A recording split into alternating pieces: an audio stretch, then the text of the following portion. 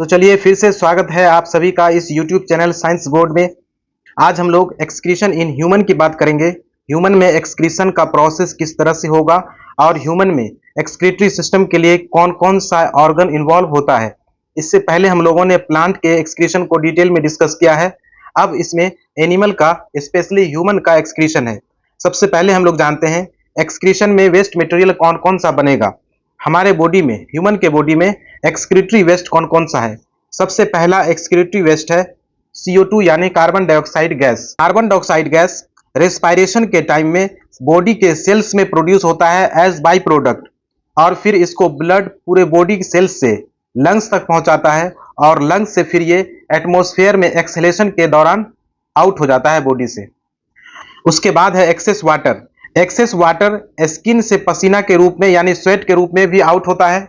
इसके लिए स्किन में प्रेजेंट है स्वेट ग्लैंड और यहां से स्वेट का प्रोडक्शन होगा। इस वाटर के साथ सॉल्ट भी मिला हुआ है और ये पसीना यानी स्वेटिंग के फॉर्म में बॉडी से आउट होता है। इसके अलावा जो हमारे बॉडी का मेन नाइट्रोजिनस वेस्ट प्रोडक्ट है वो है यूरिया। यूरिक एसिड, क्रिएटिनिन, ये सब बॉडी का नाइट्रोजिनस वेस्ट प्रोडक्ट है और इसमें सबसे ज्यादा अमाउंट में है यूरिया। यूरिया के लिए बॉडी में एक एक्सक्रीटरी सिस्टम डेवलप हुआ है और जो किडनी से मिलकर बना है। यूरिया का फिल्ट्रेशन किडनी के द्वारा एक्सेस वाटर के साथ यूरिन के फॉर्म में होता है। तो चलिए देखते हैं हम लोग ह्यूमन का एक्सक्रीटरी सिस्टम कैसे बना है। Human excretory system consist of kidney, one pair kidney, ureter, urinary bladder and urethra. इसमें सबसे पहले हम लोग बात करेंगे किडनी के बारे में। Kidney is the main excretory organ of body. Kidney के लोकेशन की बात करें, किडनी लोअर एब्डोमाइनल कैविटी में प्रेजेंट है।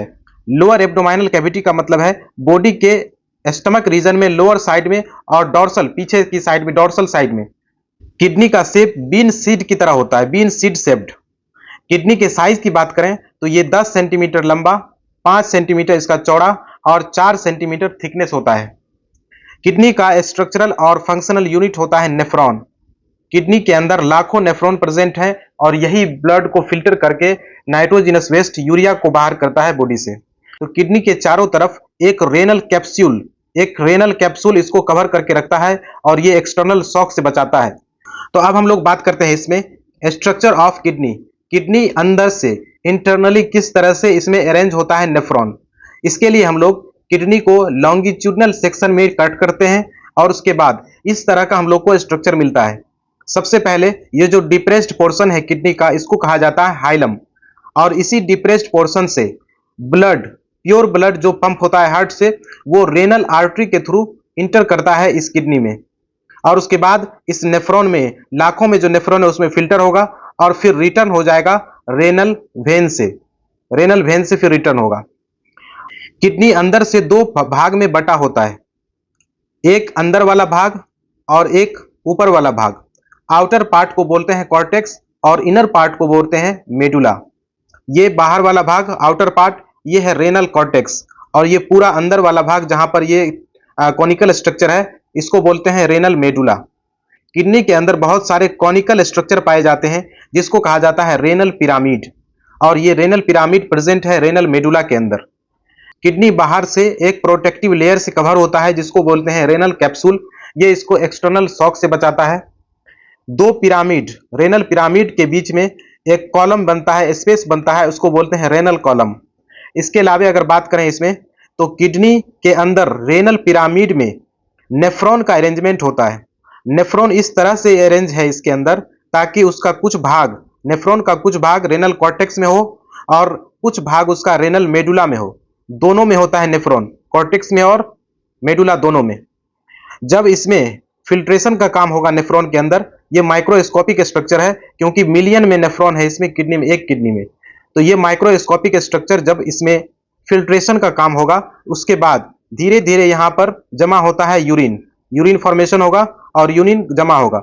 यहाँ पर फनेल शेप्ड स्ट्रक्चर है जिसको कहते हैं रेनल पेल्विस और इसी से ये रेनल कैलिस होते हुए इस पाइप यानी ट्यूब में इंटर करता है और ये ट्यूब इस यूरिन को यूरिनरी ब्लैडर तक पहुंचाने का काम करता है। इस ट्यूब को कहा जाता है यूरेटर और ये यूरेटर यूरिन जो फॉर्मेशन होगा किडनी के अंदर उसको लाने का काम करता है यूरिनरी ब्लैडर में और ये यूरिनरी ब्लैडर में जमा होगा। अब उसके बाद यहाँ पर प्रेजेंट है एक स्फिंक्टर। ये स्फिंक्टर चेक करता है, इसको बंद करके रखता है। उसके बाद इस यूरिनरी ब्लैडर में एक स्ट्रेच्ड रिसेप्टर लगा है और इसका कनेक्शन है नर्व फाइबर ब्रेन से। तो जैसे ही यहाँ पे यूरिन जमा होता है, इस रिसेप्टर के थ्रू मैसेज जाता है ब्रेन को और फिर वहां से फीलिंग जनरेट होता है यूरिनेशन, पास यूरिनेशन का।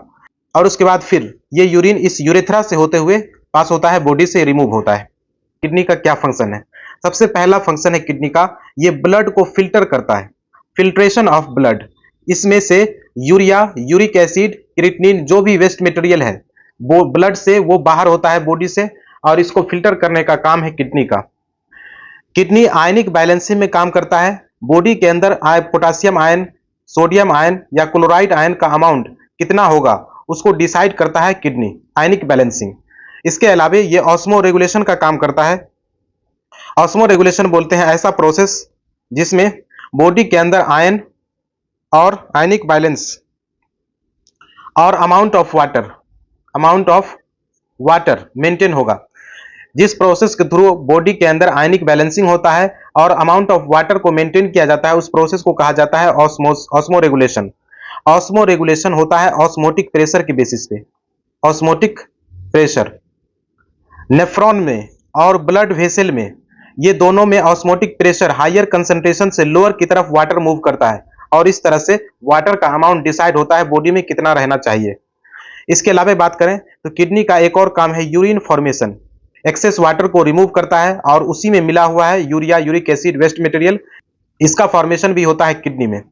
तो इस तरह से किडनी हमारे बॉडी में वर्क करता है। अब हम लोग डिस्कस करेंगे नेफ्रॉन के बारे में, जो माइक्रोस्कोपिक स्ट्रक्चर है, स्ट्रक्चरल एंड फंक्शनल यूनिट है किडनी का, कि यूरिन का फॉर्मेशन कैसे होता है।